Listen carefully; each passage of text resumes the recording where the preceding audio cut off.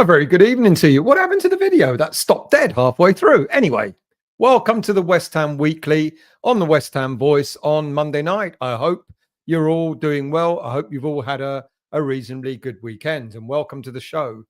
How many of you were surprised by the title of tonight's show? West Ham selling 160 million pounds worth of talent, and of course, Jarrod Bowen and Mohamed Kudus's faces on that thumbnail. I bet one or two of you were shocked. I haven't looked at the comments yet, but I bet there's an awful lot to say about that. But that's the world we live in now, isn't it? Because even the half-truths become reality, and fans become upset when things are portrayed, stories are portrayed in a certain light. And you've got to dig deep to try and find the truth in the stories. And I'm going to come to those. I'm going to talk about the stadium that was sold for £1. Was it? I'm going to talk about the Lucas Paquetá update, about Mohamed Kudus and the 2 release clause rather than just the 1 that he's got on his contract. And of course, about the interest in Jarrod Bowen. And no sooner is there interest in Jarrod Bowen that apparently now Liverpool have Isaac as their prime target and not Bowen. What do you believe, hey? But let's do a bit of roundup first. And then we'll talk about those big headlines. And then I'm going to look at your comments as well. So let's start off tonight with the academy. Because no women's football. They're on an international break at the moment.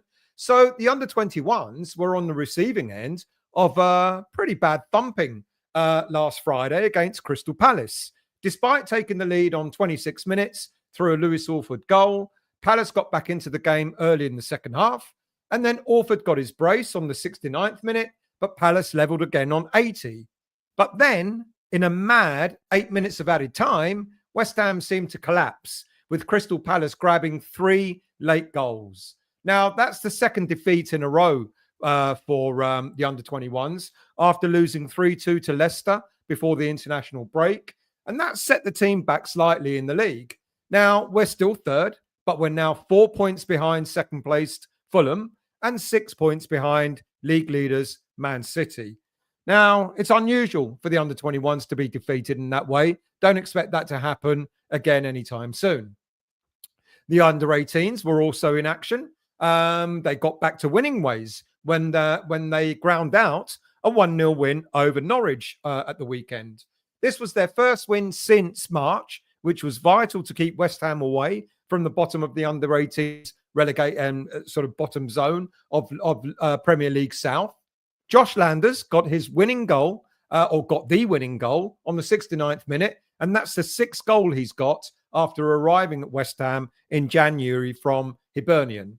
But in order to keep the points, Norwich were awarded a penalty late on, but a great save from Finn Hooper, who was back in the sticks for under-18s, pulled off a great save in order to award West Ham the 3 points. So congratulations to them. Now, a special mention has got to be made to the under-13s, who at the weekend won the Premier League International Tournament by beating Man City in the semi-final, and AZ Alkmaar, name ring a bell? AZ Alkmaar in the final of the Premier League International Tournament. So congratulations to them as well. Sticking with the academy players, last week, goalie Lanre Awesu signed his first professional contract for West Ham. The 17-year-old joined West Ham as a schoolboy in the under-14s age group, signing his scholarship only last summer. It's been a remarkable year of progress for the young shot stopper in his first campaign as a full-time footballer. This season alone, Awesu has represented England at junior international level for the first time, started in all but one of the under-18s Premier League Cup games, as Loris Coggins' side qualified for the final for the first time, and is even trained with the first team. He started off as a striker, so congratulations to him. And one more player in the academy who signed his first professional deal is Ryan Awebade. He joined West Ham as a schoolboy in the under-14s age group. The 17-year-old played grassroots football for 10 years at local sides Broadwater Farm, he's a North London boy, and Focus Football before catching the eye of West Ham Academy scouts.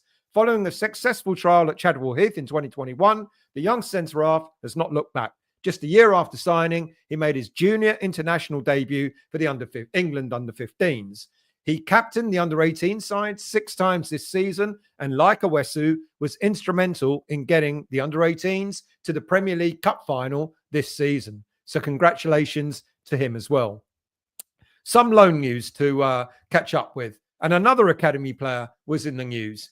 In the Championship, George Earthy impressed once again for Bristol City, playing the full 90 minutes and earning the club's Man of the Match award in the 2-1 win over Watford at the weekend. The result has lifted Bristol City into the playoff places for the first time since August. Earthy's tireless performance and work rate off the ball made him a fan's favourite pick as most valuable player. In the final minutes, Earthy chased down and blocked tackles, and it was celebrated as if they scored a goal. I'm pleased for him. Well done to him. Fellow academy player in the same league, Freddie Potts, also completed 90 minutes at the weekend, though his Portsmouth side fell to a 2-1 defeat to Millwall, which was their 3rd defeat in 4 matches. In League One, Callum Marshall made a half-an-hour appearance from the bench in Huddersfield Town's 2-1 home victory over Mansfield Town. The Northern Ireland forward helped to see out the win. Gideon Kodua featured off the bench for Wycombe Wanderers, coming in the final 20 minutes of a narrow 1-0 defeat against Reading. And in League Two, Patrick Kelly returned to starting lineup for Doncaster Rovers, playing in an attacking midfield role, an unusual role because he's primarily a more defensive-minded midfielder. But they secured a 2-0 win over Cheltenham Town. And finally, well, not finally, 2 more. In National League South, Mason Terry recorded his 12th clean sheet of the season for Hornchurch. They played out a goalless draw at Welling United. Hornchurch now have 14 wins, 14 draws, and 14 defeats in their debut season at this level, with just 4 games left to play. And overseas, a name that we don't hear much about, out on loan. Yes, out on loan. In France's Premier League 2, Mahamadou Kanté played the final 10 minutes as Paris FC saw out a 2-0 win over 10-man Clermont Foot. The victory moves Paris back into the automatic promotion places as they target a return to the top flight since 1979. So let's talk. Actually, you know what? Let's go into your comments and then let's go into the main headlines that I've already mentioned. We'll scroll all the way to the top. Good evening to you, usual. I was bang on time tonight.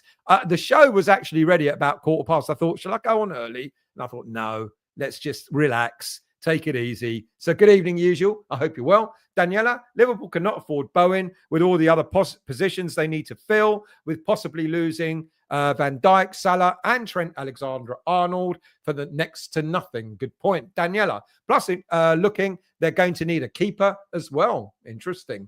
Howard, good evening, mate. I hope you're well. 21:53, cat trouble. No cats tonight. They're all out. Epic. Good evening, mate. I hope you're well. Good evening to you, Stephen. How are you? Please do. If you're new to the channel, please do hit the like button and please consider becoming a subscriber of the channel. Costs nothing to subscribe and all the content is free. Stephen, again, Kudus and Bowen are sure to stay at the club next season. They're our best players in the squad. Good evening to you, Anthony. I hope you're well. Anthony, again, Bowen will be at the club until he retires. Just ask his future wife and his father-in-law. Daniela, well, Man United got fined for the chant they sang about Foden's mum, or is it one rule for us and no rules for the big six? Yes, they did, didn't they? But apparently, well, nothing's happened with us just yet with Chelsea. We've been warned, but I don't know if anything else is going to materialise from that. Kent, good evening, mate. I hope you're well. A complete game of 2-2 on Saturday. If we play like we did in the second half for the rest of the season with a focal point, I'll be happy because there's definite signs of improvement. I totally agree. And we'll talk briefly about the game at the end of this show.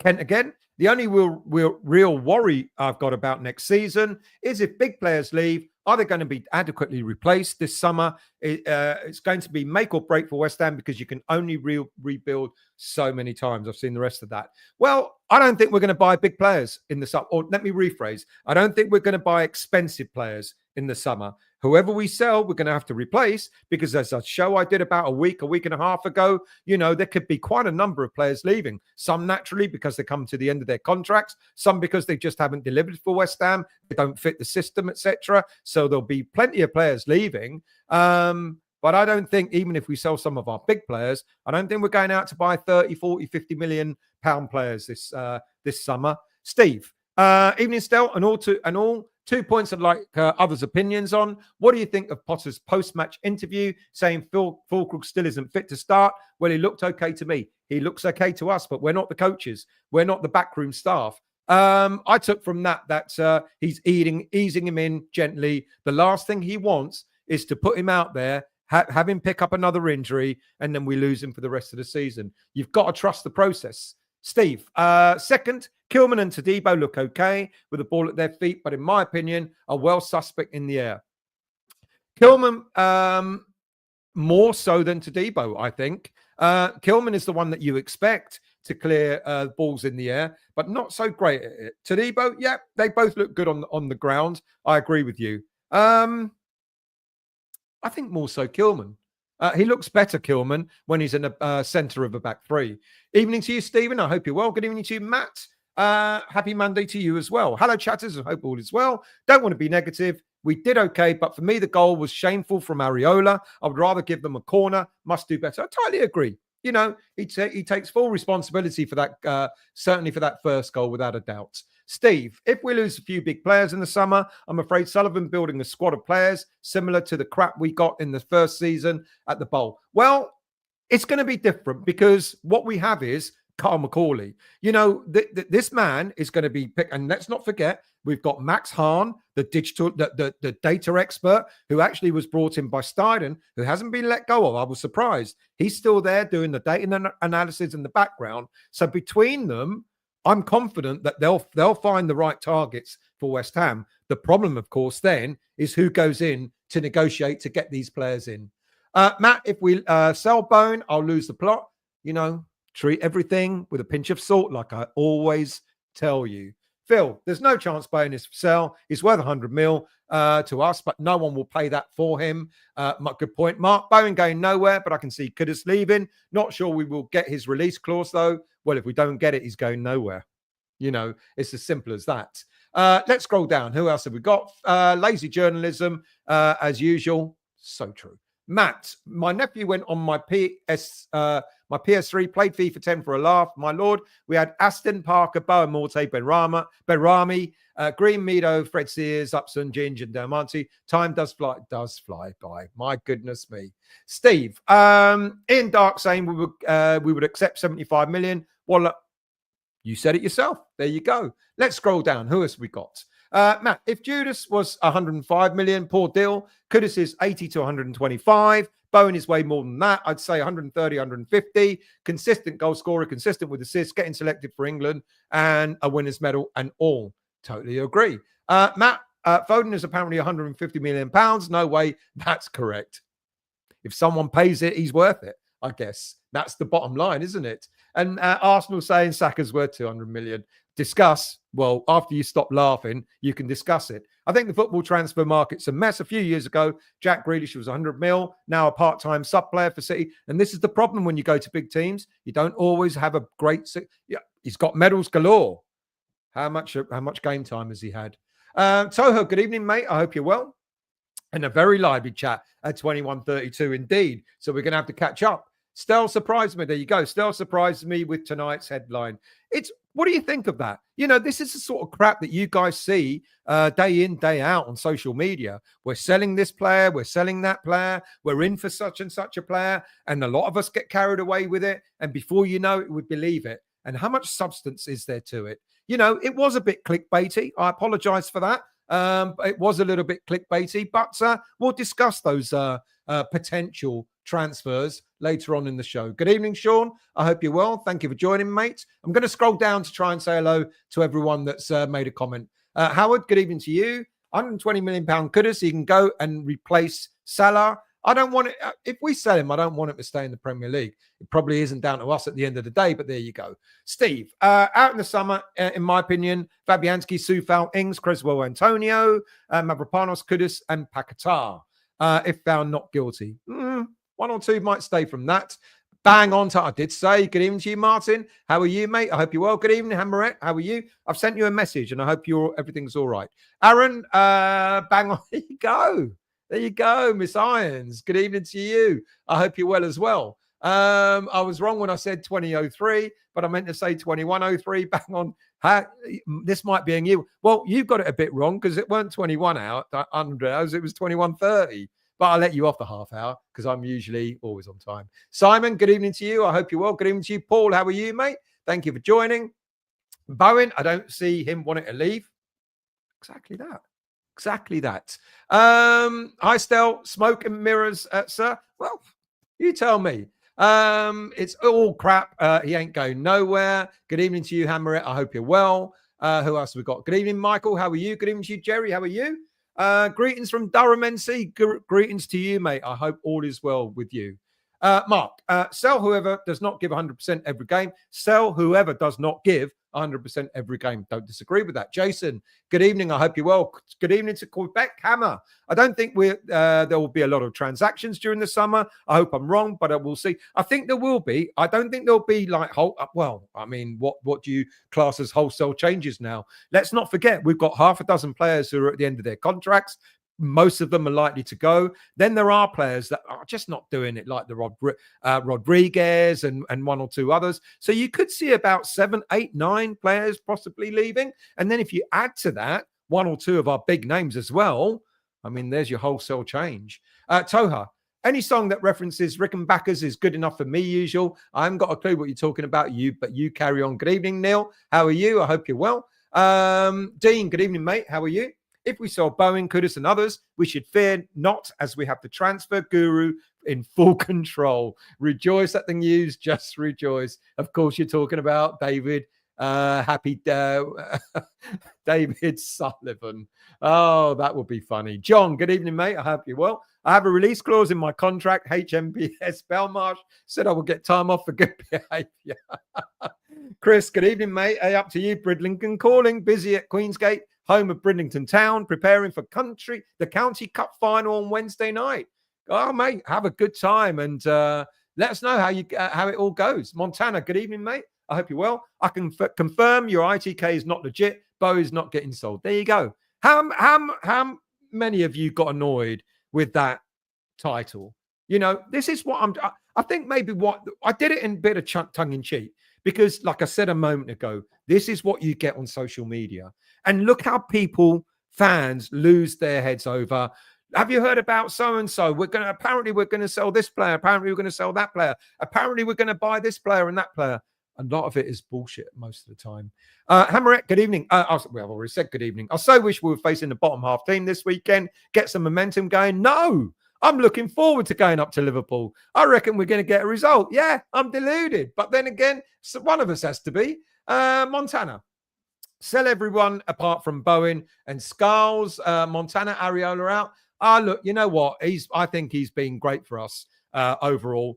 Yes, he didn't play great at the weekend. He's certain games that he hasn't played great throughout the last season or two. But I remember some of the fantastic saves he's pulled off. You know, sometimes goalies, players, etc. Do you remember at the beginning of the season when he wasn't having a good time of it? And I said he should be kept in the team to keep his momentum up. Don't drop a goalie. You know, that's one of the worst things. You can drop players outfield and you can pick them up, etc. But a goalie is a bit different. And he got dropped. And I think his confidence fell away. Look, it's great that I think he's all right. You know, yes, there are better goalkeepers out there, but I think given how many players we might be losing in the summer, a goalie slot is potentially not one that we're going to be looking at replacing. I like him because overall, I think he's been a great goalie for us. Juha, we have loads of academy players when they have got.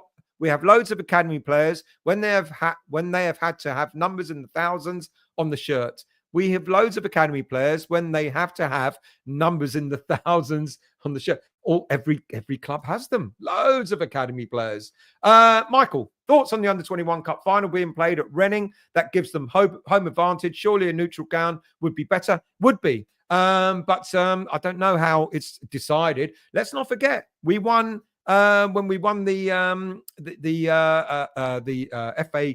FA Youth Cup. We won that at the Emirates at Arsenal's ground, and we thumped them. Let's not forget that. So, we're good enough. We'll thump them. Mark, all we can hope for is the correct starting lineup and a committed performance. Second half was good, wasn't it? We'll talk about that later on. To Montana, HH, I don't know if you noticed, we lost 3, if not 4 bottom half teams. We're poor. Yeah, that's why I'm looking forward to playing Liverpool. There you go. Hi, hello to you, Sharky. I hope you're well, mate. Thank you for joining. No cats on the show means we're losing on Sunday. Well, Sushi was here earlier on and she was rolling around. It took about half an hour to clean all her fur off the bloody chair. Who else have we got? Let's scroll down. John. Brick Lane Tactics. Tell the fans we're going to sell Bowen, and when we sell Kudus and Paquetá, it won't seem so bad. Possible. It's possible. I'm going to talk about them in a minute. Who else have we got? Brian. Good evening, mate. I hope you're well. Heard there were more boos from Mavropanos on Saturday. How do we get this to stop? Apparently so, but apparently it happened on the, because we didn't hear it in the Bobby Moore lower, but after we were having a drink later on and someone mentioned it, someone came over to me in the support. Oh, good evening to the guys in the supporters club. They're the ones that said it. Good evening to the 4 lads in the supporters club who said hello as I came in after the game. Thank you for saying hello, lads. And one of those lads said to me, "Did you hear the boos?" Thankfully, we didn't hear it on our end, but that's shit, really. You do not boo your own. I don't care. Whilst the player plays in a West Ham shirt, you don't boo him as far as I'm concerned. Good evening to you, Clive. I hope you're well, mate. I hope you're feeling better. You said you weren't feeling too good the other day, so I hope you're okay. Leon, hello to you, mate. I hope you're well. Good evening to you, Salama. How are you, mate? I'd love to have Matthias Fernandes from the Saints to add our attacking midfield. Possibly. I mean, there's loads of players we can want to have. I try and steer clear at the moment. When it gets a bit closer, when it gets to almost the end of the season, we'll start talking about some real transfer targets. But good shout on Fernandes. Who else have we got here? Michael, our new director of football is Sullivan. That bodes well for the future. Hey, could be worse. Well, no, it couldn't. Steve, hi to you, mate. I hope you're well. Thank you for joining. Good evening to you. Darren, how are you? Can you see Guilherme stay? He looked good when he was on. Love the nutmeg and looks good. I can see him staying, to be honest with you. He's got a lot to learn, but without a doubt, why not? Young player, up and coming. He showed a bit of skill, bit of pace at the weekend. Should have looked up to cross the ball. Maybe we would have scored another goal. But he hit the side netting. He saw stars in his eyes, didn't he? He thought, I'm through. I'm going to score. Mate, pass. Robert, so how played that leave sold can be placed by academy players on loan? I didn't understand that. Let me read that again. Stel, players that leave or sold can be replaced by academy players on loan. Some. I really genuinely only think we're going to get maybe 2 academy players in the squad, in the senior squad next season. One of them is already there, Scarles, and I think Freddie Potts will as well. George Earthy, not sure. He played well for Bristol City of late, but I'm not sure. Callum Marshall playing in League One, a big jump to play in the Premier League. I think Callum Marshall will probably get loaned out again next summer to a championship team. Patrick Kelly probably to a championship team. Gideon Kodua, again, the same maybe. Earthy, I'm not sure about, to be quite honest with you. Maybe 3. Definitely, I would say 2 academy players. That won't be enough for all the players that we might be losing in the summer. Jason, Todibo hasn't impressed me at all. I don't know, Jason. I think he's, I like him. I really do. I do. He's so cool. He's so calm and collected on the ball. I think he's okay. Stephen, do I think there'll be a busy summer transfer window? Just mentioned. I think he'll be one of those. Do I think we're going to get 9, 10 players? Probably not. Maybe about half a dozen, but even that's quite a lot as well. Montana with Loppy, we looked awful in that game. I don't know which game it was, but yeah, under Loppy we probably did. Kimbo, how are you? I hope you're well. Thank you for joining. Chris, would love to see a fit Fullkrug for a long run in the team next season. Likewise, I don't think he's going. To be quite honest with you, I think he'll stay with us next season. Aaron, you can find the greatest young talent, but Sully doing the negotiating as well. That's the bit that we're worried about. Absolutely. Going to scroll down to get a few more comments in before I get on with the rest of the show. Gary, good evening to you. I hope you're well. Arsenal delusional. Yes. Let's hope they don't win this week. Is it Champions League this week? Oh, come on. They've got to be knocked out, haven't they? Who else have we got? Daniela. No one buys players with more than 2 years on their contracts. It's not worth it. You wait till the selling club has to sell. Mr. McLaren, how are you, mate? I hope you're well. I've been a fan for too long to believe that bullshit we are being fed nowadays. I know you know because we talk about it after the games, don't we? But with the greatest of respect, there's a lot of fans that do fall for the utter bollocks that's out there. Bowen Lounge, good evening, lads. How are you? I hope you're well. Paul, everyone said that we had the best transfer market in the summer. Might help if players were played in their right positions. Well, getting there, aren't we? More or less. I think Guilherme played an inside left. He replaced Kudus. But other than that, I don't know. Look quite all right. I mean, we've still got a balance to make in the squad, but that means having to let players go, and I'm going to talk about that in a moment. Sharky, you see the goal Hornchurch conceded last week against Western-super-Mare. Mason Terry went up for a court. That was right at the death. Talks about that. And the ball was cleared up the pitch from 90 yards and ended up going in. I know, but they were chasing an equaliser, weren't they? Andrew Paquetá, 40 million. Kudus, 70 mil. Alvarez, 30. These three will definitely be gaining, in my opinion. So if we get anywhere near 140, it would be a good business. Paquetá, if he gets off his FA hearing, I think a bit more than that. Kudus, he's got an 85 release clause. If people don't pay it, he don't go. Alvarez, I think a lot more than 30 million as well, to be honest with you. AJ, good evening to you. I hope you're well. Big up this channel. Thank you very much, mate. If you're new to the channel, please hit the like button. If you're new to the channel, please consider becoming a subscriber. Hitting that like button, though, is definitely one that helps to elevate the channel on YouTube. Gary, to be fair, Montana, look at what he's had to work with. I'm not going back, so I guess you're all talking about the squad and what Potter has got to play with. Get on, Stel. Hammers on the march. Go on, Stel. Hammers on the march. Get on, Stel. Anthos, good evening, mate. I hope you're well. Sell them all with Sully at the helm. Who needs players?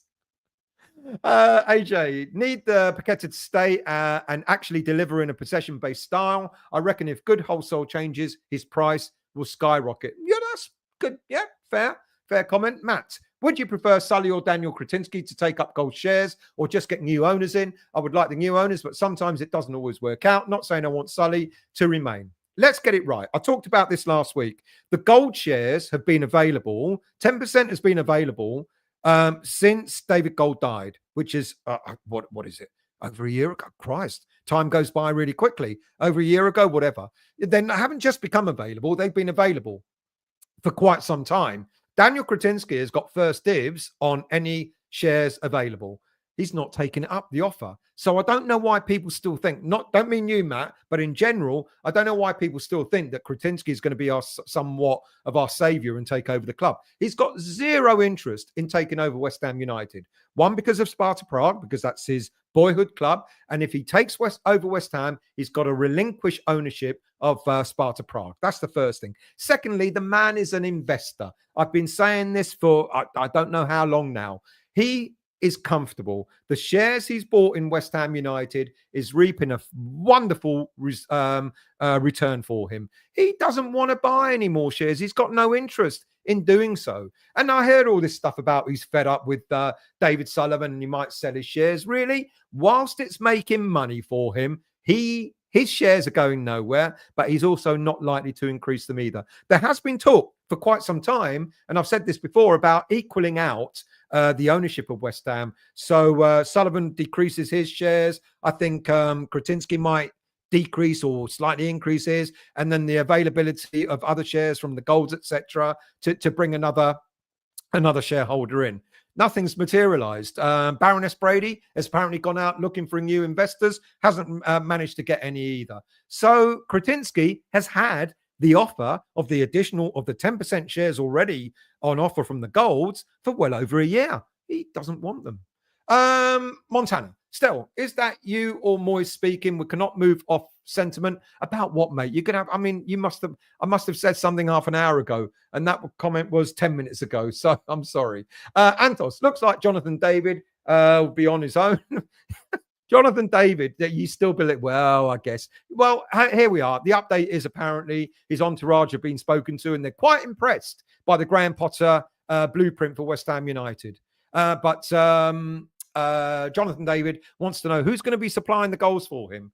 Well, if you get rid of Paquetá and if you get rid of Kudus and you get rid of Bowen, you're absolutely right, Anthos. He's going to be on his own. Bolin, don't know if it's been covered, but any news on Somerville? It's not been covered, but as I said last week, he won't be back till probably the end of April.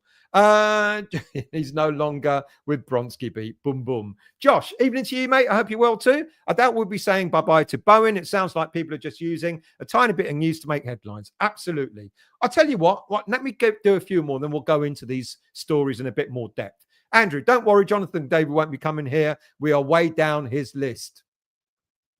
But according to some ITKs, he absolutely is very, very, very, very interested in coming to West Ham. Josh, and it's not really news, just someone taking something out of context. Absolutely. Hammer, I enjoyed most of the second half last Saturday. Ferguson made a world of difference. Ferguson did or Fullkrug did? Comes across as a leader and takes the pressure of our attackers. Bowen in particular looked good, so much better on the right. He made everyone look better. Fullkrug. Matt, I agree, never boo, however, but him not being that good don't help. It doesn't matter. We've had shit players before. We just don't boo them. It's as simple as that. You know, what sort of encouragement does that give a player? It's just about to come on the pitch and you're booing him. Your own fans are booing him. Well, that's really going to boost his confidence up. Hammer it. Wait till Stell takes the piss out of yeah. Fullkrug. Well done. AJ. I could genuinely see Guilherme being moved into a Bellingham style. I reckon it would work better for him. A little Brazilian flair in the middle. Potter could defo do that. Look at Joe Bellingham. Interesting. Maybe not just yet, but interesting. He'll be a backup for quite some time, to be quite honest with you. But yeah, you never know. Moving forward, GP, you didn't have to, but thank you so much. I really, really do appreciate that. Thank you. Good evening, Conan. I hope you're well. I saw Krug playing live many times in Bremen. He was class. Don't know that he'll ever get back to that level or how he played for Germany. But if he does, he'd be crucial for us. Totally agree. He's one player that won't be sold in the summer. I'm pretty sure of that. Aaron, no, that's what I called him. But how good of a striker is he? World class was said, and what a leader he is. I guess you're talking about Fullkrug again. Who else have we got down here? Dean again. Absolutely agree with you regarding Areola, but apparently with a broken midfield, the best solution is to buy a really expensive keeper. That is genius. Good evening, mate. I hope you're well. Whitstable Town FC again in Wembley. Congratulations. When is it? When is it? Tell us. Chris, Yasu to you, mate. I hope you're well. Still not sold on Potter, to be honest. Better than Loppy, but the performance is nothing of note. I don't know. That second half reminded me a little bit of what it was like when in his first game in charge against Aston Villa, to be quite honest with you. Darren, even to you, mate. I hope you're well. What do you think of Paqueta fiasco dragging on? Come to that in just a moment, just until I get through a few more comments. Andrew, apart from the Saudi club, I cannot see any other club laying out 85 million on Kudus on current form, which could be a blessing in disguise and our best opportunity to keep him here next season. Like I say, 85 million clause. Anything less than that, we can say on your bike. We do not have to sell him. Graham, good evening, mate. I hope you're well. Why is it that Potter only ever gets selection right in the second half? We can't keep playing catch up. Well, maybe something to do with some players not being fully fit. Hammerette, the Jonathan David stuff is a pipe dream. Can't see us being able to convince him that we're the right club. The only plus we have is he would be playing almost every week. Now, apparently, all the interested clubs are falling around like flies. Barcelona aren't interested, Arsenal aren't interested, and all these other clubs aren't interested. They're looking at other targets. Really? It's just that they don't shout as loud as our ITKs do. Chris, more chance of King Kurt returning and getting the captaincy than Bowen going. That'd be interesting. Trudge, good evening, mate. I hope you're well. 85 million will be thrown his throne for free. Hardly used. Ouch. I don't agree, Gary, with booing your own. Neither do I. Chris, it's well over 2 years since David got... Fucking hell. Is it really? Wow. You know what? I didn't know it was that long ago. Who else have we got here? Let's scroll down. Right. I'm to the bottom. So let's go into these headlines in a little bit more depth, shall we? So let's start off with how many of you saw that the London Stadium was sold for £1 last week? And how many of you actually believed that the London Stadium was sold for £1 last week? The LLDC, who were the owners of the former Olympic Stadium, ceased to exist last week, and the ownership has transferred to GLA Holdings Limited, who are a fully owned subsidiary of the Greater London Authority. This was all agreed by the Mayor of London back in January, and the transaction was made with a nominal fee of £1 changing hands. So as much as some fans completely misinterpreted that the London Stadium had been sold for £1, technically true, but not quite so. What does this mean for West Ham United? So basically, in other words, the company that owns the stadium has just changed hands. That's all it is. Nothing more than that. So what does it mean for West Ham? Well, unfortunately, probably new owners, same setup. The mayor's objectives claim that the new ownership model will help rationalize the way the stadium operates in a new London Stadium board, and they will concentrate on the commercial arrangements for the stadium. Well, let's see how that develops, shall we? Because we've been waiting for quite a number of years for stadium naming rights and so on and so forth. So I don't know what's really going to change, but let's see if anything does. Now, let's talk about Lucas Paquetá.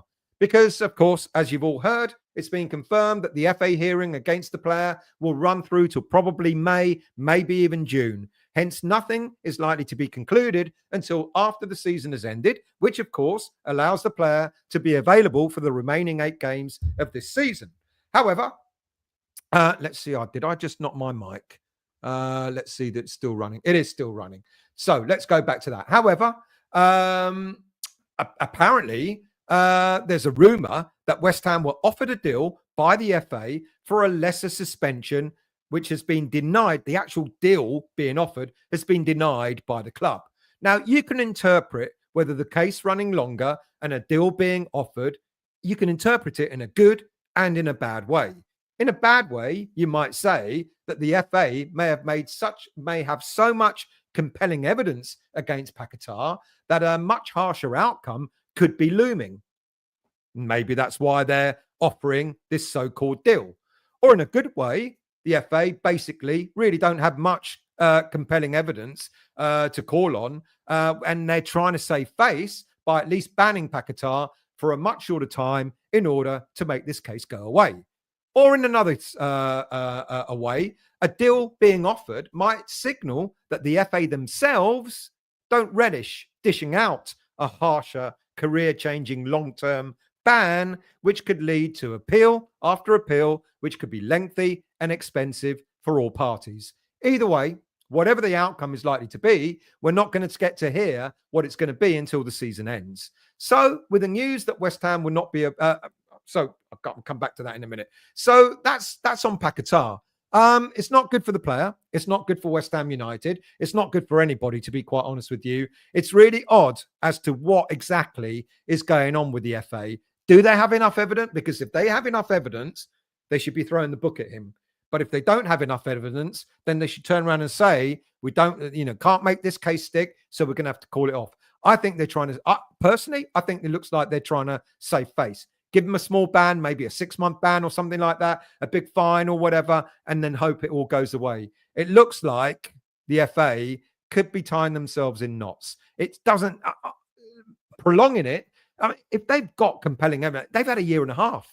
They've had over a year and a half to put their case together. The fact that they're prolonging it seems to suggest to me that maybe they're not on a level on solid ground as than they may have made out to be. It's going to be interesting to see how that one pans out. Right. How about Mohamed Kudus? Well, I'm going to say, with the news that West Ham will not be appointing a new, let's get that off for a second so I can do that intro bit. With the news that West Ham will not be appointing a new director of football to oversee transfer dealings this summer, we know David Sullivan and Baroness Brady will be back at the helm, managing our transfer negotiations. What joy, hey? I guess yet again, we can expect delays, lowball bids, the loss of key players that Graham Potter will want, and we'll end up probably making some rash last-minute transfer buys in order to compensate. What a summer we're looking forward to. However, What might be a lot easier is the selling of players from the club, which leads us on to the two stories that have popped up over the last few days. And so let's talk about Mohamed Kudus first. Now, how do I look? Okay, David Ornstein, who's quite a reputable journalist, is the one that suggested or said or announced that there were apparently 2 release clauses in Mohamed Kudus's contract. Now, look, I'm not saying he's lying, but I'm not saying he's accurate because, in all honesty, what we've discovered, what have we discovered over the past sort of year or so, year and a half that Kudus has been with us, especially on social media? You know, it's absolutely right to report the information you're given. So I don't dispute that bit from David Ornstein. He's been given a bit of information. He's a reputable journalist, so he puts it out there. Now, it's not the job of the journalist or the ITK, for that matter, to turn around and then say that if the information was slightly wasn't quite accurate, then they don't have to turn around and go, well, that I was given duff information. They could just leave it out there in the ether. And I can't help but feel that the information on Kudus is slightly skewed. If you recall, in the time that Kudus has been with West Ham, the release clause details change almost every month. First, it was suggested that there was no such release clause whatsoever in his contract. Then it was suggested that the release clause was £85 million, which the player and his agent insisted on having. Otherwise, we wouldn't have got the player's signature to come to the club. Then last summer, we heard that that particular release clause was only active within a small period of time during the transfer window. What was it, the first 2 weeks or something like that? And given that the clubs didn't approach West Ham, the release clause sort of like, it ended. And only recently, we now heard that a Saudi club thought to be Al Nazir were ready to offer 120 million euros, which equates to 84 million pounds. And now we hear that the release clause, should a Premier League club make a bid, it isn't 85 million, it's actually 80 million. However, should a Saudi club make a bid, it's 120 million, not 120 million euros, but 120 million pounds. So you can see why I'm a little bit skeptical with this whole issue over Mohamed Kudus. So many different things keep coming out about his release clause. Look, I've said all along that we're probably only going to get 2 seasons out of Kudus. This will be the end of his second season. And then with him having 2 years left on his contract, he's got 2 years left plus an option of an extension for 1 year. It's quite possible that we'll cash in on him. Now, we're coming up to the big sale. Once every 2 years now, we start having to sell one big player in order to generate enough money to rebuild the squad. We did that with the sale of Declan Rice a couple of years ago, and almost certainly going to have to do it with one of our big players at this moment in time. And that possibly will be Kudus. And like I said, it doesn't matter if we think he's only worth 50 million at the moment. He's got a release clause of 85. If no club makes a bid of 85 million, we don't have to accept it. Now, whilst he hasn't set the world on fire, if anyone wants to buy him, that's what they've got to do. They've got to meet that release clause. 80 mil, 85 mil, whatever the hell it is, that's what they've got to believe. Do I believe there are 2 values? Not really. And that will be proven one way or another should clubs start making bids for him. And let's see if a Saudi club comes in and makes an 85 million pound bid, and if we accept that or not. Can I see a Saudi club coming in making 120 million pound offer?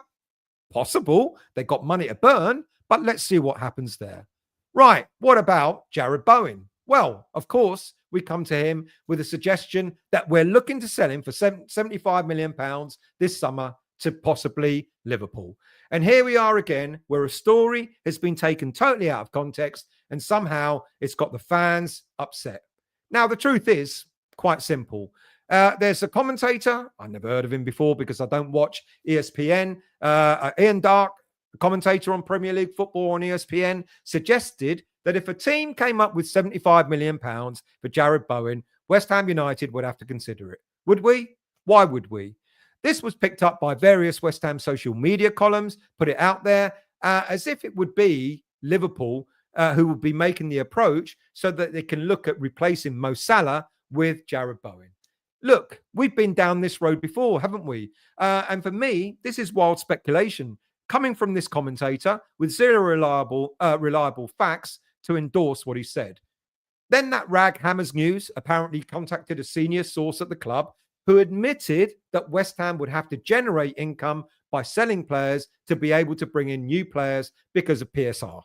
And then for some reason, they seem to tie the two together. Jarrod Bowen, £75 million because some commentator said it. And all of a sudden, we're going to sell Jarrod Bowen. And you see how stories get, I don't know, do I want to say made up? Yes, I do, I guess. Look, nothing was mentioned specifically about Bowen, so everyone is now speculating, and it's creating a storm in a teacup. But this goes on to whether PSR is just a red herring or a reality for us. Let's not forget that we apparently made a massive bid for John Duran. Do you remember him in the January window of, what was it, £57 million plus add-ons? Well, if we were so close to breaking PSR, then how on earth did we make such a bid not more than 3 months ago?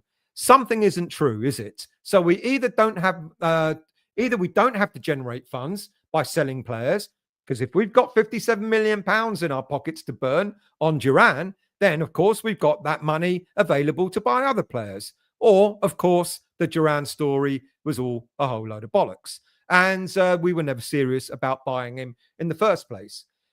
One of them is true. Either we've got to generate money or we've got money. One of them's true because both can't be.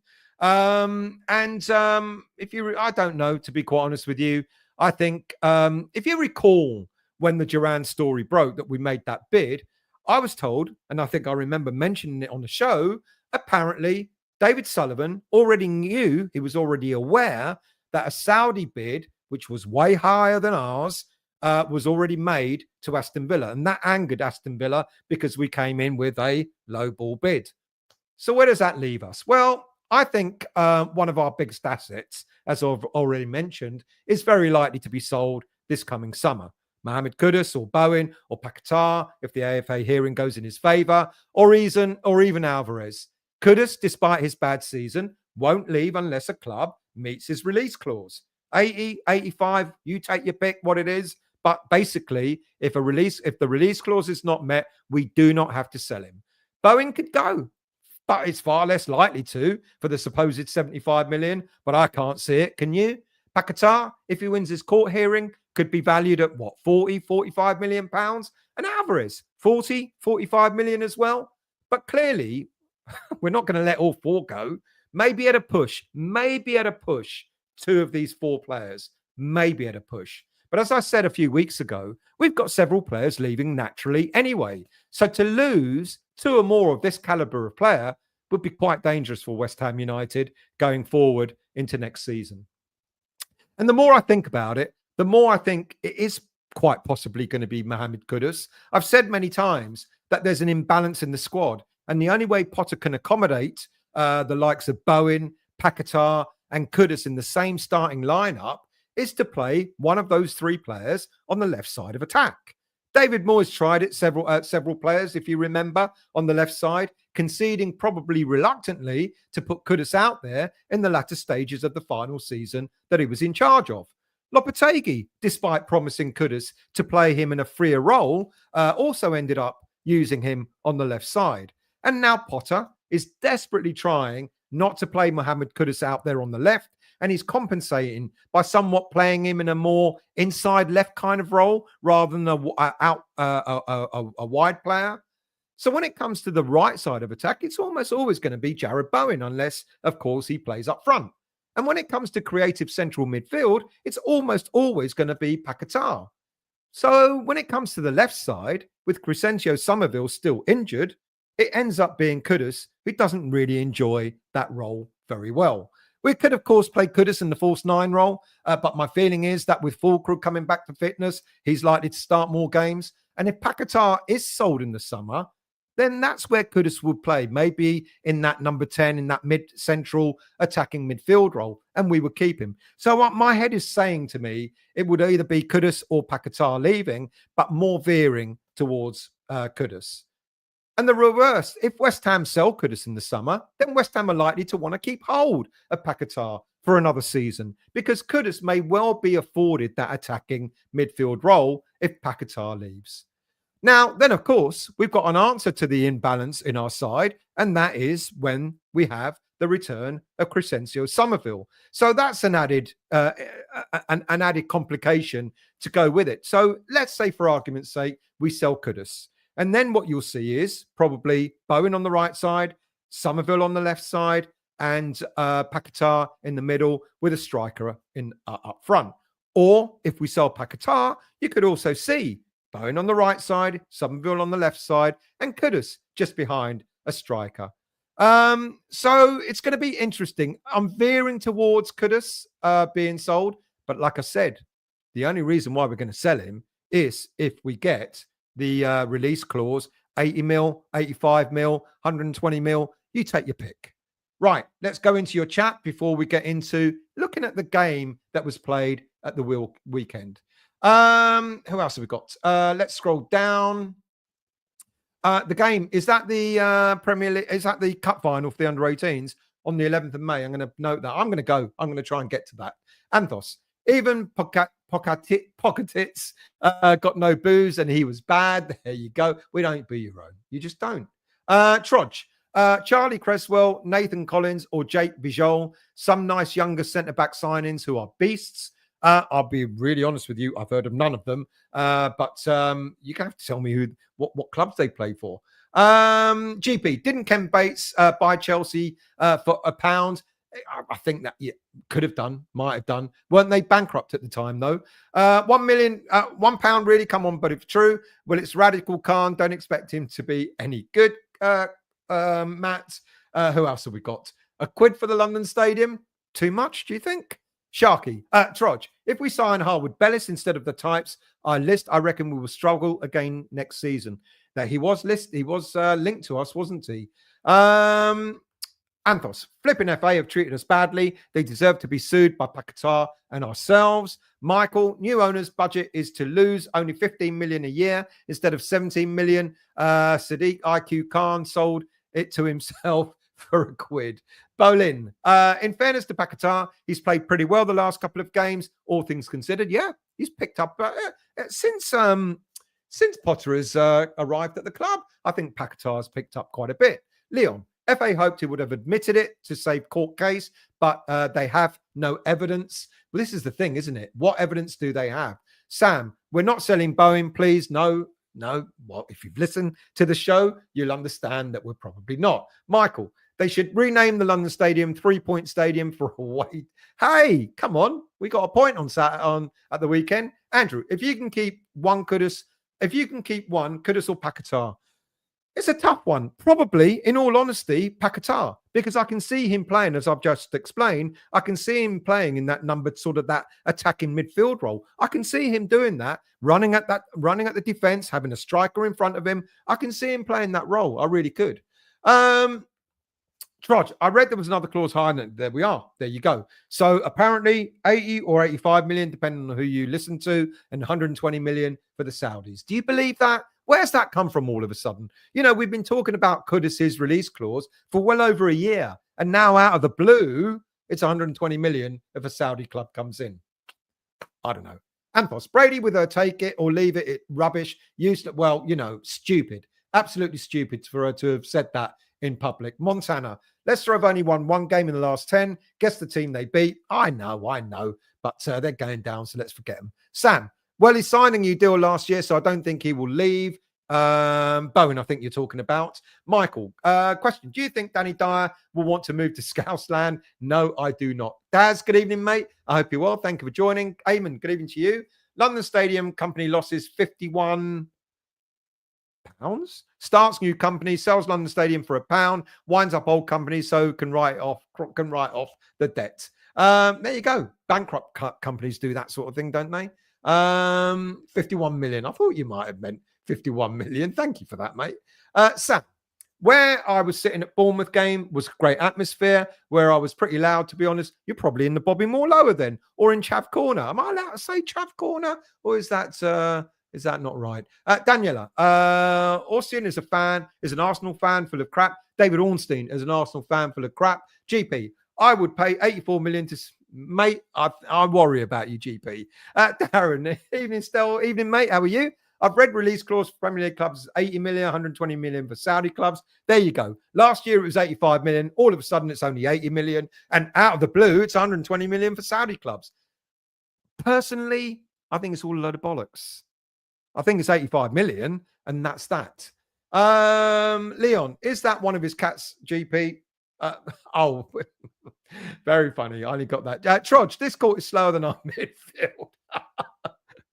Eamon, company also projected losing a further 200 million in the future as the stadium is government funded. Obviously, they decided to go with a different company to run the London stadium.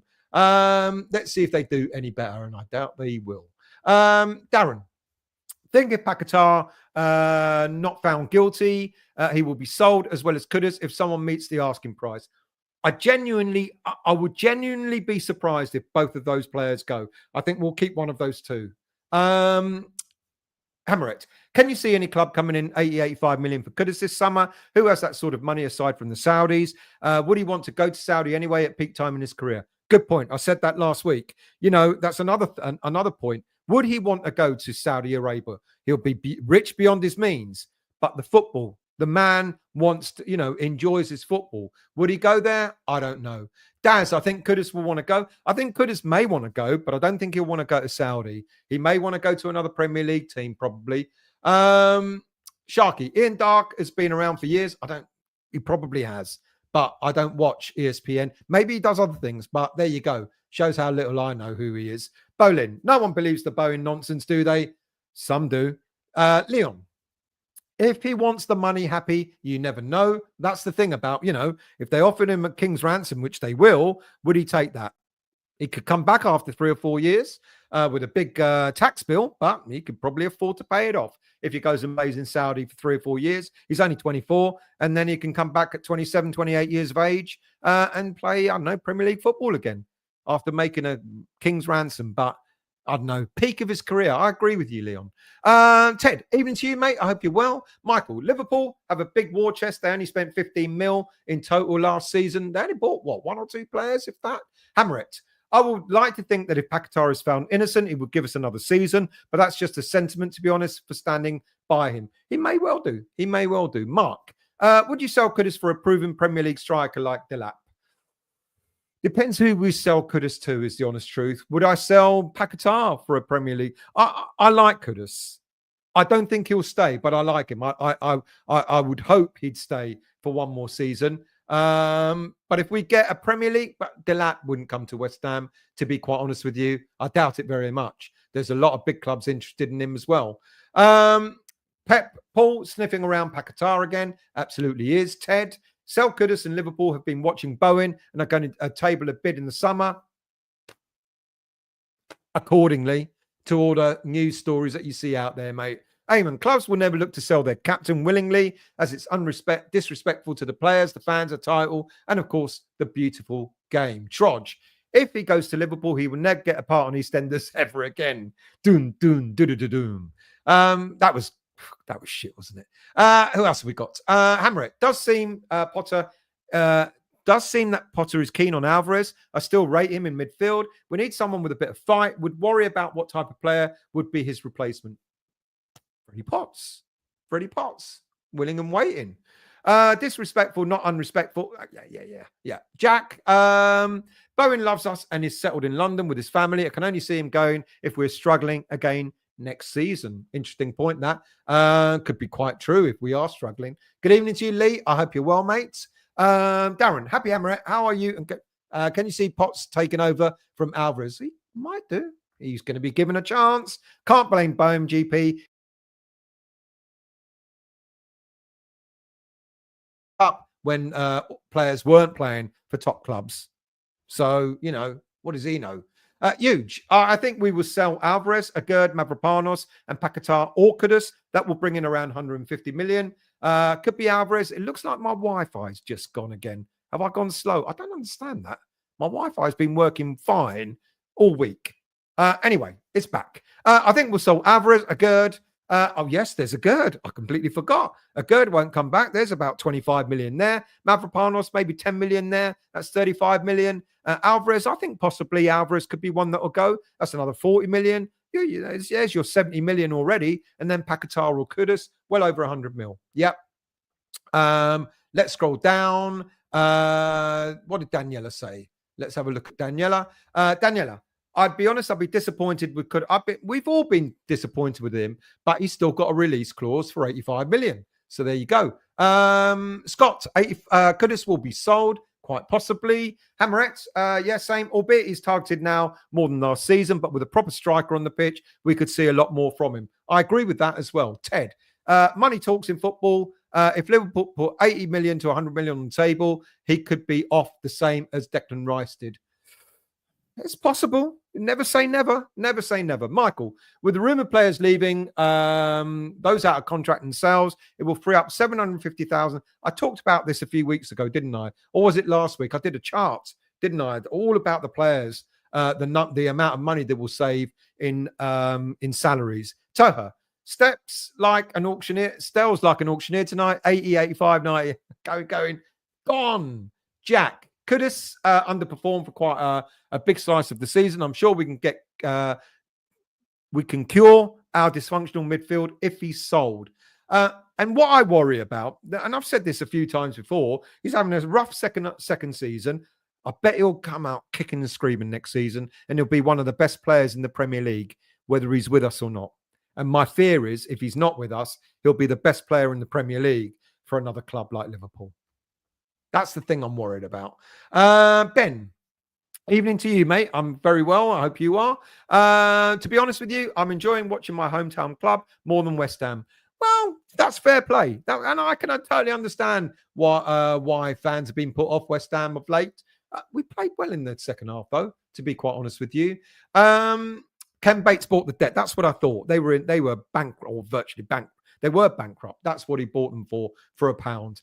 Paul Carragher raving about Bowen and Sky. The next day, dippers are in for him. There you go. So, we've had this with Liverpool and Jarrod Bowen for the last 3 seasons. Gemma, clarified today, 8 million for European teams, 85 million Premier League team. There you go. It's not 2 release clauses. It's 3 release clauses. Not saying you, Gemma, but I think that's a load of bollocks. I genuinely do. Why should it be any different? Seriously and truly, why should it be any different? And out of the blue, this has come out of the blue. All last season, do you remember last summer? All we talked about was 85 million, 85 million, 85 million. And we were begging that no one was going to bid 85 million. If it was 80 million, why hasn't anyone come in for him? I just, I don't believe it, to be quite honest with you. Someone has got 2 and 2 and put 10 and made 10 out of it. Daniela, Ted the Hammer, Liverpool are going to need 5 or more players. Cannot see them paying 85 million for Kudus. He's not that good. As for Bowen, we already said 120 million for him or nothing. Charlie Creswell, son of Bridlington owner Richard Creswell, who had a good pro career at a few clubs. Charlie on loan at Millwall from Leeds. Who mentioned him earlier? Was it Kent? Let's scroll down. Bolin, the Kudus release clause leak is convenient for the club, just like at the first sign of murmurs about Potter, the 18th month break clause. Oh, yeah. Forgot to mention the 18-month break clause as well. Come out of the blue. It's just like these things. Sometimes it's best that we don't know. Don't you think? Stephen, do you think back Graham Potter in the summer? Do I think we should back Graham Potter in the summer? Absolutely. Potter's here for the next 18 months or 2.5 years, whatever. Yes, we should absolutely back him. Paquetá for De Bruyne as replacement. That's possible. I'll be surprised, but I really, really can't see us selling both Kudus and Paquetá. If Paquetá goes to Man City, I can see Kudus being in that number 10 role. Paquetá isn't disciplined enough to play for Pep, surely. Well, that would be interesting, wouldn't it? Apparently, Pep is interested in him. Rico, yes, go back for...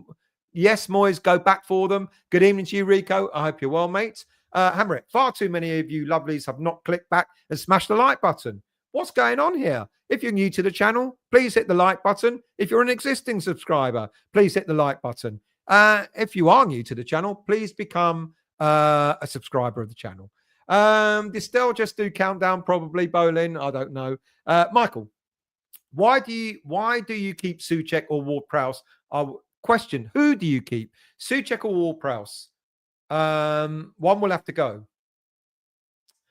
Well, I think we'll struggle selling James Ward-Prowse. I think for the salary he's on about 105, 110 grand a week, something like that. We might want a lot of money for him, or even if we don't want a lot of money for him, the salary itself is going to be difficult to shift him. And Souček with 2 years left on the salary he's on, Souček might be easier to sell. Does that mean I would prefer him to go? Probably not. Trudge, we always get less than we think. Rice apart. That is very true.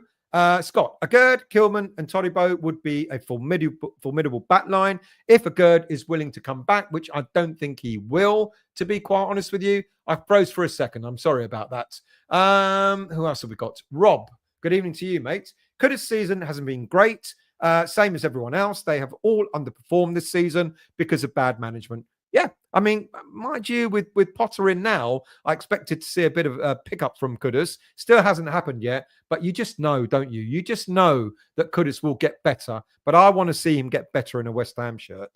Leon, the same hairstyle with Premier League player prices. Michael, the release clauses are come and get him media call. There you go. Media. You know, I haven't heard anyone from the club confirming that those are actual real release clauses.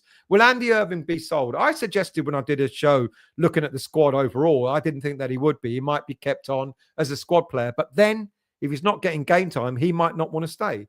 Michael, what are your aims for next season, Stel? As this season will finish worst of the Premier League club, 17. Aims for next season. It would be nice to win a domestic trophy, which I'm not sure that we would. But it would be nice to be at least trying to get into the top half of the league table again, at least. Reckon Souček and Soufal will end up with Everton. Fly Fox, I'm excited for Earthy and Potts to come back. Certainly for Potts, I'm not sure about Earthy just yet. Let's see how the rest of this season goes. Right, I'm going to take a little bit of a break because I need to have a drink of water, and let's talk about the game show.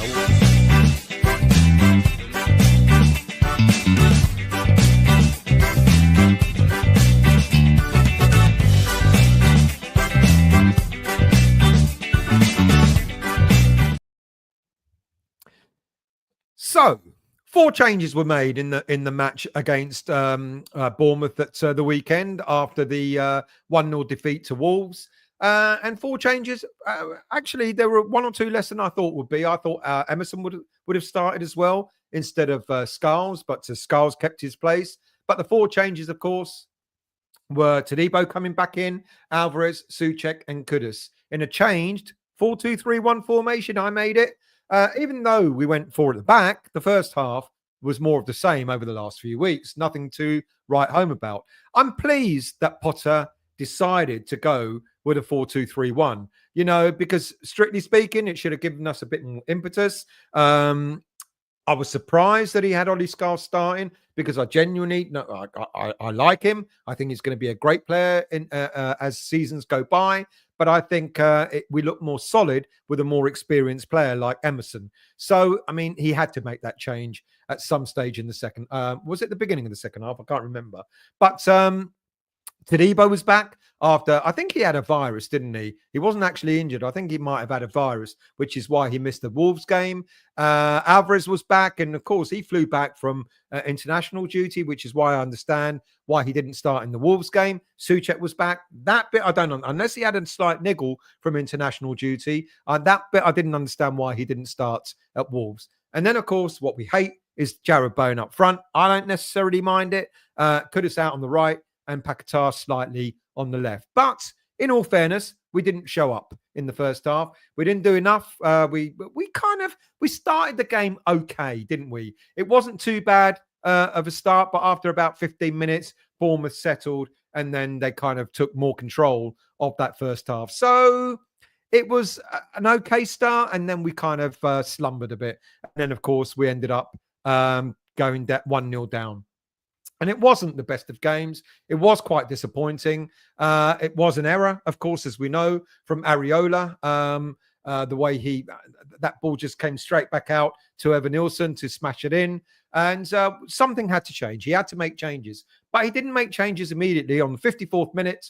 I think Emerson came on at the beginning of the second half. Correct me if I'm wrong. But on the 54th minute, he made two other changes. He brought Soler on and he brought Fullkrug on for Alvarez and Souček. Now, Soler is an interesting player. I kind of like him, but I'm not sure he's enough of what we need moving forward. You know, Soler will probably be allowed to go back, or allowed. He'll go back to PSG after his loan spells ended. And I think what we'll do is we'll use the money for in wages that we pay him and with transfers that we make in order to get ourselves a box-to-box midfielder. We talk about, selling Kudus, etc., etc. But what we do need, we know we need probably another central defender if Agüero doesn't come back.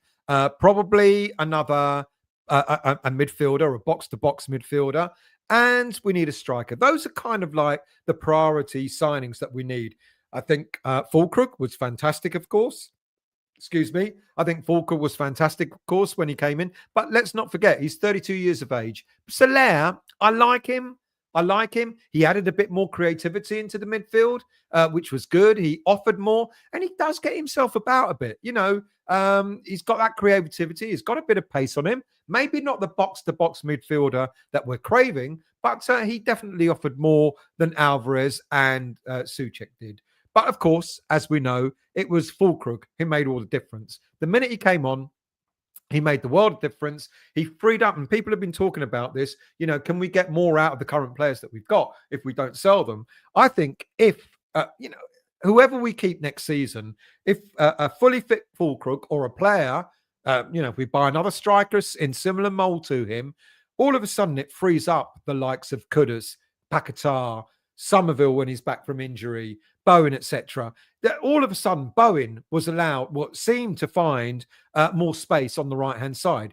Kudus all of a sudden picked up his pace and started beating players. The second goal, when he got the ball to the byline and crossed it in for Bowen. And Paquetá had someone in front of him. He had a focal point to aim for. I'm really, really pleased for Fullkrug. I was dismissive of him, after two big injuries. I wasn't sure he was the right player for us, paying all that sort of money, £27 million. He was 31 at that time when we bought him. Now he's just turned 32. But he's demonstrated what we've been missing for quite some time. Great strength, closed players down quickly. He added some vibrancy. And because he came on, it gave the Bournemouth defence something else to worry about, because all of a sudden they had to decide, do we stick on Bowen? Do we stick on Kudus? Do we go deeper and try and block out Paquetá? Oh, hang on a minute. We've got Fullkrug that we have to deal with. And that's the bit that was missing. And I enjoyed the second half, and actually it picked the crowd up. It put the crowd on their toes. Well, especially when we went to, we should have won that game. That foul on JWP when they got their goal wasn't really a foul. It was really soft. I mean, Ward-Prowse even got booked for that. But it was soft. But you still got to defend it. You still got game. You still got time to go and defend that goal, and we didn't.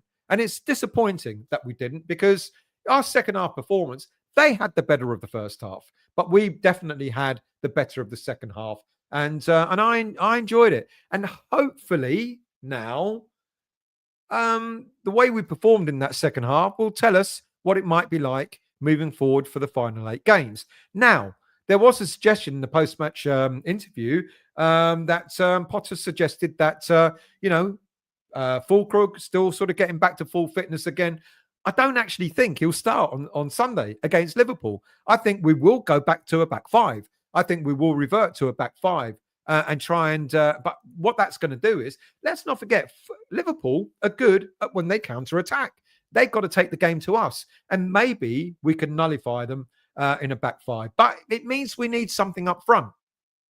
I think Fullkrug may be used as a second half sub again, but then that will give us the impetus again. He will cause problems for Liverpool's defence. And it'll be very interesting to see how he performs against a team like Liverpool.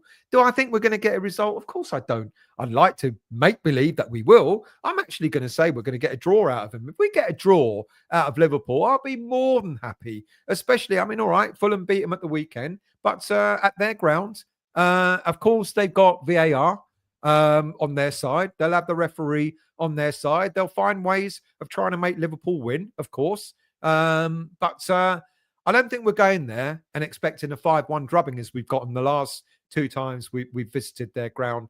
I'm looking forward to it. I want to see what we're about. We're not going to sort of just be wide open and go with a 4-2-3-1 and allow Liverpool to maraud forward at will. I think we will try to stifle them, but I think we'll have something about us, especially if Fullkrug has some game time, which I'm certain he will. Now, Fullkrug coming on and Ferguson not coming on, what does that say about Ferguson? Now, I suggested when I looked at the squad, who we might let go, who we might keep, etc. I suggested that of those 2 strikers, it will be Fullkrug, I think, we'll keep, and we'll allow Ferguson to go back to Brighton at the end of this season. I enjoyed the second half. I think it was a good second half. It's a shame that we waited a whole 45 minutes or 55 minutes to put in that sort of performance. Very Moyes-esque in some ways, but at least what Potter does, he changes it sooner rather than waiting for the 85th minute and stuff like that. So I don't know. I hopefully that's a blueprint. That second half performance is a blueprint for the last 8 games of this season. James, Kudus only showed up against Chelsea and Arsenal in these away games, and no doubt he'll show up against Liverpool. If he scores a goal, he can show up against those teams anytime. Who else have we got? Trodge, we need more leaders. Fullkrug shows leadership skills, the way he talks and the way he plays. Hammerette, just going to listen in now and almost blocked Howie, where I'm so tired. No offense, Howie. What's Howie done? Is everything okay? Michael, the BFG changed the game when he came on. Bowen was in the correct position and things started to click. He's a menace. Who's Howie? Am I misunderstanding something? Message me. Tell me what's going on. Trodge, that's supposed to be a tired face emoji. Her. Hammerette, sorry, her. Never a free kick for those second goal, but defence should have dealt with it. Agree with that. Bolin, can't score goals and 2 strikers on the bench was mind-blowing for me. I get it. Look, I do get it. I know we get frustrated that, we've got 2 strikers on the bench and don't start with them, but the coaches know better than we do. They will know how fit those players are. If they deem that we can only get half an hour out of Fullkrug, then I think that's fair enough. Ferguson, to be really honest with you, didn't do enough in the previous game against Wolves to suggest that he should have been starting the game on Saturday. Darren, I think the goal Areola conceded, he was saying he had sun in his eyes. There you are. That's fair enough. Wear a bloody hat then, mate. Michael, basically, Stel, you're saying we need a new spine to the team. At the moment, we have no backbone. I think Kilman in the back 3 is fine.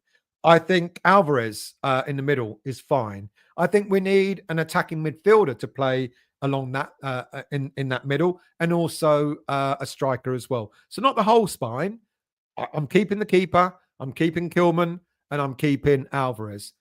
Alvarez might go, but for me, certainly an attacking midfielder playing in the middle, like a number 10 role, give or take, or number 8 role, should I say, and a striker as well. GP, no one has replaced Declan, which is bad when we got 109. Well, we thought Alvarez was that replacement. Do you remember the first season? We thought Alvarez was that replacement. We were singing it in the terraces. Obsidian. Evening, no problem, mate. Thank you for joining. I hope you're well. Good evening to you, MJ, as well. I want to know how you and we got on at the gay bar after the Wolves game. We didn't go. It was closed. We got a phone call saying it was closed. It wasn't a gay bar. It's because they self-serve cocktails and they like wiggy shirts. So there you go. But no, we didn't make it there. Darren, only way Bowen is good as a striker if there's another Bowen to supply him. Fullkrug should start and Bowen on the right. Yeah, no, I don't disagree with that. But I think when we don't have a striker, Bowen's our best option. Ted, the whole season has been poor with one manager that didn't have a clue, then injuries, wrong players, brought Ferguson, waste of a loan, can't wait until next season. Sean, question. In the unlikely event of it happening, are we due any extra money if Arsenal win the Champions League? Yes, I think, but not a lot. Because I think he went for the 100 million. I think it was 5 million add-ons, but we don't want him to win the Champions League. I'd rather forfeit that 5 million. Thank you very much, Sean. I don't want to see Arsenal win. We'll never hear the last of it. We'll never hear the last of it, will we? 5-3 to us on Sunday. I'll take that. Obsidian. We keep asking for managers to play a team to suit the opposition, but then moan when he changes the team. I didn't moan. I think it's right to. I think, I don't mind that. I think, it's interesting about formations and how stuck we get on formations as a fan base. Formations are fluid in this day and age. You might start with a 5 at the back, which will morph into a 3. It might be a 5-3-2, which can morph into a 3-4-3. We can morph into a 3-1-4-3, whatever. That's the beauty of having players who can adapt slightly. You don't want them to, you want them to be able to adapt. If you've got 5 at the back when you're defending, that's fine. But you want to morph into a 3 at the back with a wing back system, sort of a 4-3 or a 3-5-2 or whatever.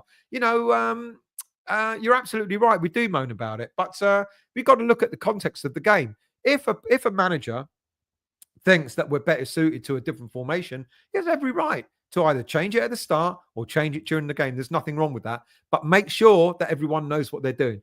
What happened with Lopetegui was he was changing it apparently 5 minutes before the game started. And then he'll make changes during the game and people just didn't Do you remember people looking at fat players looking over as if to say, well, where exactly do you want me to play? Potter's message is a lot clearer. He'll start with this formation. If we're attacking, it's changing, it's fluid. That's a sign of a good manager, I think. I like Potter. I know there's a lot of negativity about him, but I like Potter. Mark, I think he'll get it right. Semi-automated offside will be used for first time. Oh, fucking hell. Semi-automated offside will be used for the first time in the Premier League, and West Ham versus Liverpool is the first game in the Premier League to use it. Is that true? Is that it will be used for the first time in the Premier League? Oh, you just know it's going to go wrong, don't you? You just know it's going to go wrong and not in our favour. Martin. If we can get Fullkrug playing regularly for what's left of the season, it can make a big difference. I totally agree. Daniela, it's not that easy to move around the country. If you have kids at school age, it's a lot more difficult to change school. That is true. But who do you mean by that? Trudge. Fullkrug probably lasts longer than Todibo. I like Todibo. I don't know what he keeps picking up, what injuries he keeps picking up, but I do like him as a footballer. Fly.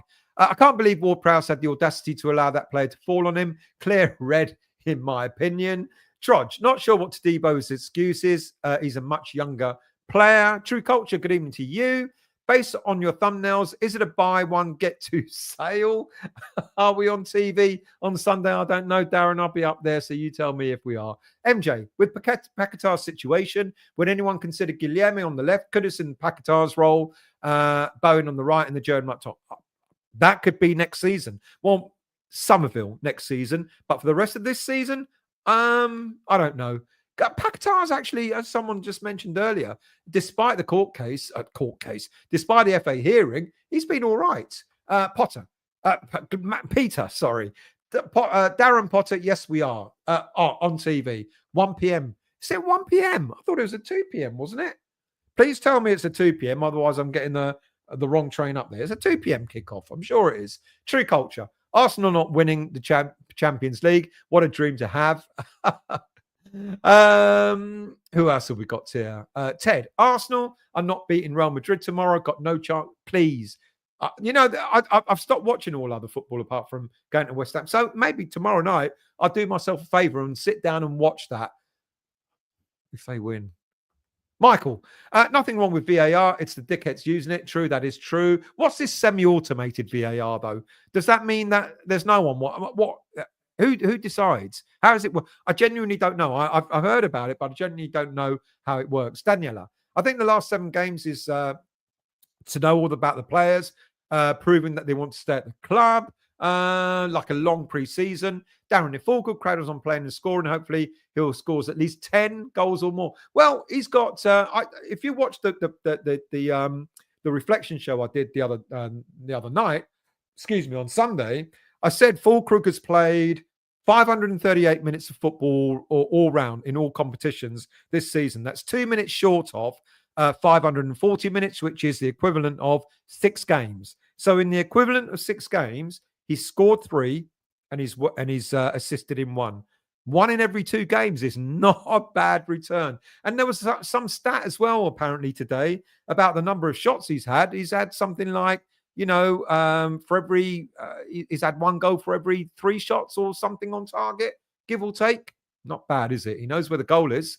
MJ, got to hit the sack. Mate, thank you very much. Thank you for watching, mate. Thank you for commenting as well. Really appreciated. Sean, semi-automated offside, not VAR. Well, that tells me nothing. I know it's semi-automated offside. Who's managing it, though? Is it a machine? Is it a person? Who's doing it? Michael, semi-automated his offsides are flagged up straight away. All right, then let's see how it goes against West Ham when the sorry, the machine wasn't working, but he was a mile offside. Yeah, but the machine wasn't working, so we got to give Salah that goal. That's what will happen. That's what will happen. Anyway, I'm not getting on my soapbox. Oh, we got more comments. Mark, still, this is what the Google says for how semi-automated works. If a player receives a ball in an offside position, their technology will send an alert to the officials in the VAR hub. And whilst the VAR officials are having a smoke or talking to each other and they don't hear the bleep, and then Salah scores and we're all shouting offside, offside, semi-automated offside, and they'll go, we didn't see it. The machine didn't bleep loud enough. That's what's going to happen. Mark my words now. Liverpool will get a goal when it's semi-automated offside and the semi-automation doesn't bloody work. You wait and see. Howard, new semi-automated technology. It sides with the top 6 sides on a semi-automated basis. Darren, Fullkrug said it was a bullet indeed. Josh, good stream. Thank you very much, mate. I'm going to shoot off. You go to bed, mate. Thank you very much.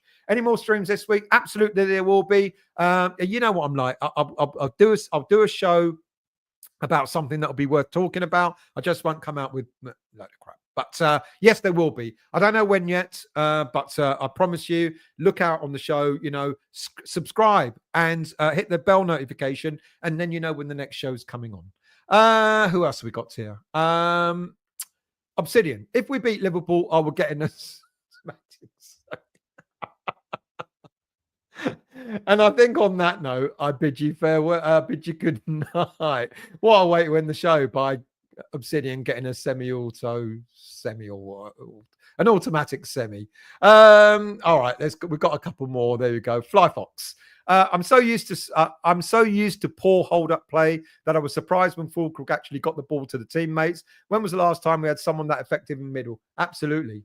I totally agree. He changed the game. Darren, if Fullkrug starts on Sunday, he bangs a hat-trick. Paquetá and Kudus score. Areola plays a blinder. So we're going to win 5-0. True culture. I haven't heard any complaints about it from the league that uses it. Yeah, what league is using it apart from the Premier League that can't even use VAR properly? So you know what's coming, true culture. You know what's coming. Sean, one of the VAR officials has been pictured scrolling through a betting app on his phone during a recent game. There you go. Betting on missing the offside goal is probably what he bet on. Good night, Rob. Much appreciated, mate. Already subbed. Catch them later. Thank you very much, usual. So glad we never hired Aussie dealers. Thank you, Howard. Darren, when you got a lunch break still, I hope you do one on Friday. I'll do one, but I'll do one before then. So thank you very much. That's it. That's me. Done. Thank you all very much for watching. Thank you all very much for getting involved. Thank you all very much for listening to me rabble on. And have a good week. And I'll see you all very soon.